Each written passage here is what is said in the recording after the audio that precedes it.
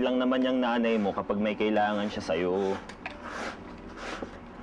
Hoy, pangit. Dahan-dahan sa pananalita, ha? Kahit di kayo magkasundo ng nanay ko pa rin yun. Nasasaktan ka kasi totoo yung sinasabi ko.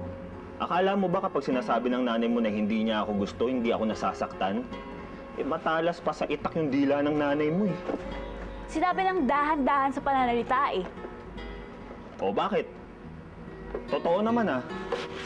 Eh, ikaw nga nagsabi sa akin lahat ng yan eh. Alam mo, ang problema kasi sa'yo... Wala akong problema. Ikaw ang problema. Lagi mo nalang dinadama yung pamilya ko. Ano, ha? Ang kulit mo ah. Gusto mo ibato ko to sa mukha mo? Eh, di gawin mo. Para kang babae, puro kasatsat.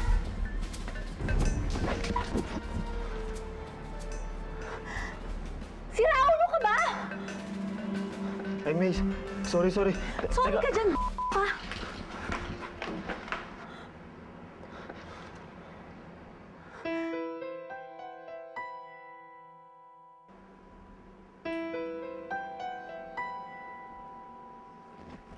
Aray!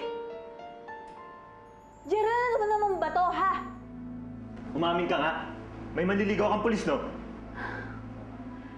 Nagsiselos ka na naman ba?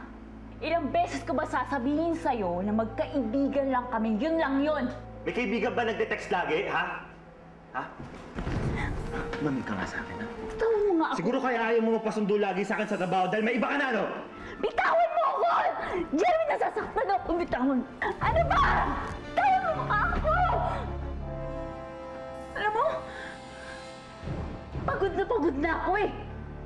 Pagod na ako sa pag-aaway natin dalawa! Ano, mabuti pa maghiwalay na lang tayo. Hiwalayin mo, ha? Hiwalayin mo ako? Sige, subukan mong hiwalayin ako. Papatayin kita pati yung pulis na yon. Tapos magpapakamatay din ako!